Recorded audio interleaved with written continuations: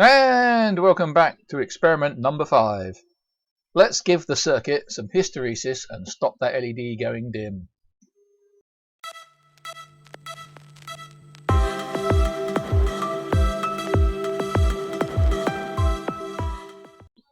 And just as a recap, as you see the finger crossing the sensor, you'll see the light dims. It doesn't switch, it dims. And then it fades back on and off. So let's fix that. Right, just as a refresher, I'll pop up the old circuit. This was the old circuit. We had the LDR, you got the resistor down here. We have the base resistor, the transistor, and the LEDs that are now here were here. So we've added an extra stage. So this, as I say, this was the circuit we did in the last experiment. And what we're going to do is I'm going to show you what this one is and talk you through it. Right, let's start with getting it into a sort of stable ballpark. So what I'll do is I'll cover up the LDR so that it's completely dark, which has brought the light on. And I'll bring the new circuit in. It's over here. Right, so if we start looking at this circuit, with the voltage here, we've covered this up, so that's gone high impedance. So R7 is going to pull this one down. Now I've changed the 10k to 100k because of the HFE, or the current gain of the transistor, and the fact we've got very little current flowing down here. 100k is quite a reasonable value for it. So we can maybe later calculate it out, or if not, you can just calculate it out yourself. But with a small current down here, you need a very small gate, sort of base current. Right, so we're starting off. LDR's blocked off. Base has been pulled down via the combination of these two resistors. So there's no base current into T1, and so that transistor is in its fully off state. Now T2 is drawing base current down here through R3 into R6 and down into the transistor. So it's fully on and saturated, and being saturated, it means that the collector and the emitter voltage, VCE, is going to be very close to zero. So the LED is going to be turned on, and current will be flowing down through the LED, through this resistor, into the collector, where it gets joined with the current from the base coming down. It will come out of the emitter, down through RE, or the emitter resistor we're going to call it, down to ground. Now this emitter resistor is going to drop some voltage across it, and it's going to drop that voltage in proportion to the amount of current coming down here. So let's think about what will happen when this light level starts to increase and this level starts to rise. So the light level changes, it's getting brighter, this is reducing in value, so this voltage is starting to go up. Well, the emitter of T1 is fixed by the current flowing down through T2, and T1 and T2 share this emitter resistor. So what happens is you've got a voltage set here. Now this transistor will start to turn on when the voltage between its emitter and its base is getting close to around 0.6 of a volt. And so what happens is, as this voltage rises, when it starts getting close to 0.6 of a volt above the emitter, current starts to flow down here. Well, this is also taking current away from T2's base, because as this voltage falls, so will the current flowing into T2. So T2 starts to drop off. So what's effectively happening is this current is reducing as this current increases.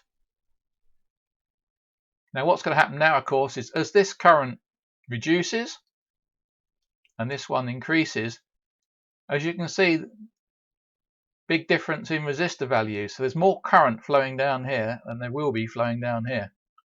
So as this current is reduced because it's losing its base drive, the amount of current flowing through this resistor is dropping. And if the amount of current flowing through the resistor is dropping, then its voltage across it will be dropping. Which also means that this point is getting lower. So the relationship between here and this point is growing in voltage, because not only is the light increasing the voltage, but now as T1 turns on and T2 turns off, this voltage is dropping, so the voltage across here is increasing. And as it increases, of course, it turns the transistor on harder, which pulls this voltage down lower, which turns this transistor off harder. So this current falls more, so this voltage falls more, so that voltage gains more. And you see, it's a loop. It's a feedback circuit. So what happens is, as soon as this starts to turn on, this voltage goes down, and this suddenly turns hard on and saturates. And so we've now got T2 fully off and T1 fully saturated, much lower current flowing down here, so a much lower voltage here. And so this has suddenly gone from being able to just slowly increase the current through the LED, so it goes from sort of dim to bright, or bright dim to off.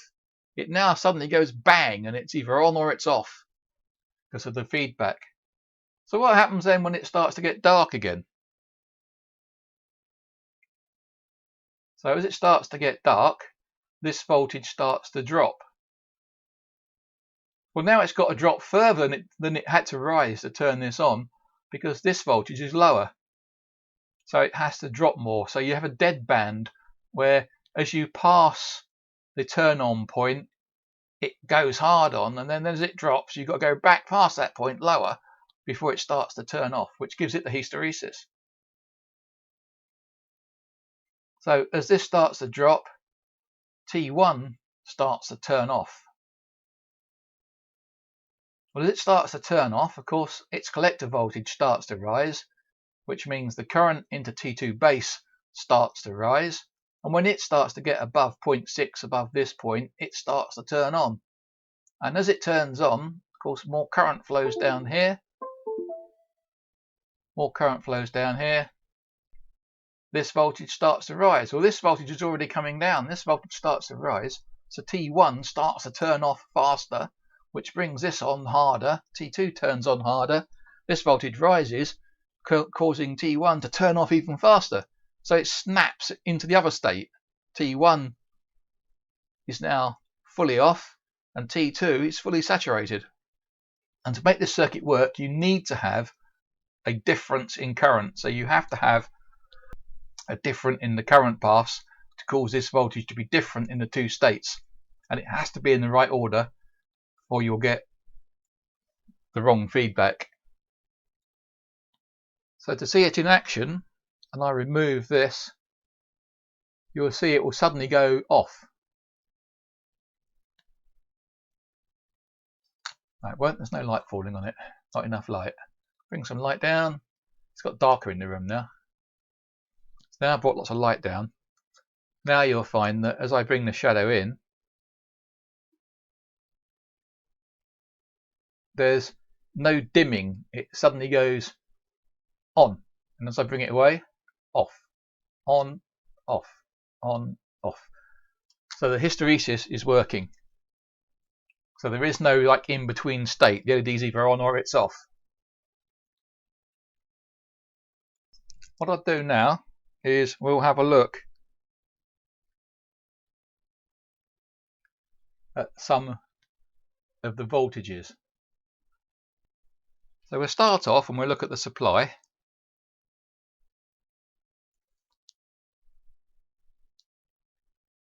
And there we have, you can just about see it, 5 volts.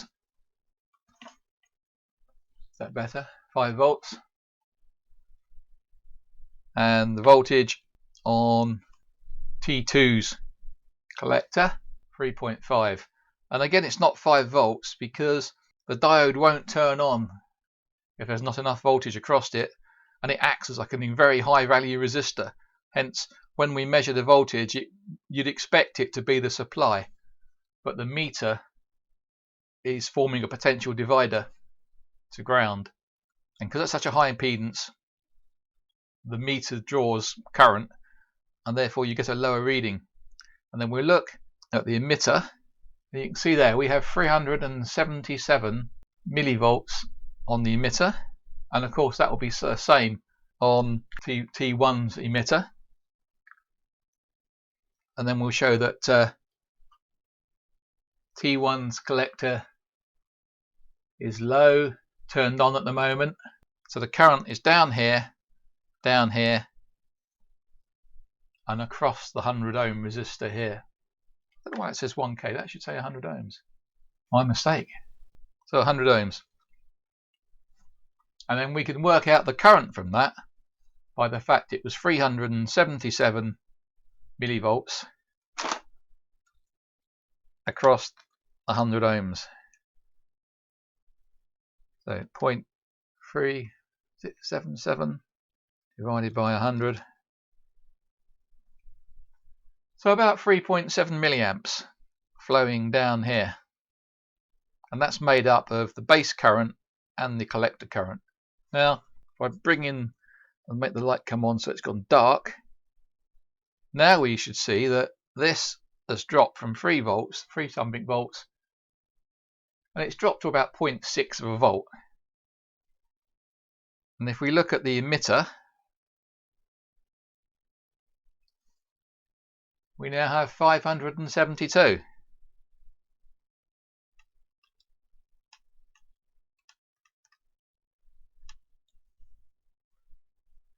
So now we have 5.7 milliamps flowing through. So we get 3 milliamps or so down here when this is one on, and we get 5 milliamps, nearly 6 milliamps when this one is on, and that's the reason why this voltage changes. So as you can see that when this resistor, when this one wants to turn on, it has to go 0.6 of a volt above 570, so it has to go up to over a volt to turn on. But when it wants to turn off, it has to go below 0.9 of a volt. So there is that difference in the voltage needing to turn it on and the voltage needing to go below to turn it off, and that is the hysteresis. Here we can see the LED is low and the input voltage, or the base current to TR1, is low, and as it increases nothing happens, and then we get to a point where we are 0.6 or so volts above the voltage on the emitter of TR1, and bang, suddenly the TR1 shoots on, turns on hard, and the LED goes off. And if you keep increasing the voltage, it stays off. And then when you bring it back down again, you're lowering the voltage because the LEDs, the LDR is going high resistance, it's turning down, and it gets to the point where it did turn on, but because the emitter voltage dropped, it now has to carry on going down until it gets to be less than 0.6 of a volt above the new emitter voltage, and then all of a sudden, bang, it drops down. But of course it's sitting here, but TR2 is now turned on, fully saturated, and the emitter voltage has jumped, and so it can wobble around here because it can't trigger it back on again. It's got to go way back up, or 100 or so millivolts or more, before it will turn back on. So you've got this bit that once you've gone down, you've got to go all the way up to here before it will switch back on. And once it's switched back on, you can drop it a little bit, and of course nothing happens. It has to go all the way back down here. And that's what the change in current in the emitter resistor shared by both transistors does. And that gives you a voltage hysteresis on the system. Right, we don't need the meter on anymore. And well, I'll superimpose over here. So I have one more demonstration of it working. You can see it's quite sort of responsive. And I'll bring in a quick video and to show what will happen if you remove this section and put an AC voltage into here and look at what comes out here.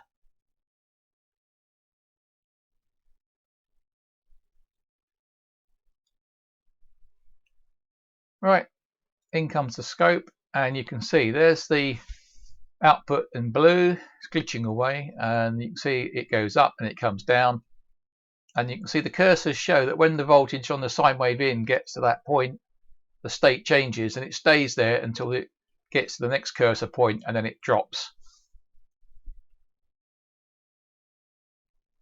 So here we can see we have a very nice sort of like slowly rounding off the edge, and then bang, it changes state very quickly. Well, if you like what you see and you like my experiments, hit the subscribe button, click the bell, and I'll catch you on the next one, you know. And bash the like button, bash the hell out of the like button, and I'll catch you next time.